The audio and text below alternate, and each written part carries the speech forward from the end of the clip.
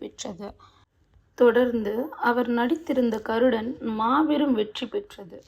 வெற்றிமாறன் இயக்கத்தில் அவர் நடித்த விடுதலை படம் நல்ல வரவேற்பை பெற்றது.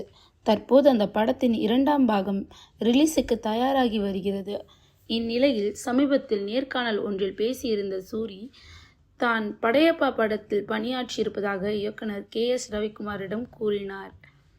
ஆச்சரியமடைந்த KS ரவிக்குமாரிடம் அவர் இயக்கிய படையப்பா படத்தின் நடிகர்களுக்கு ஃபேன் போடும் வேலையை சூரி செய்ததாக கூறினார்.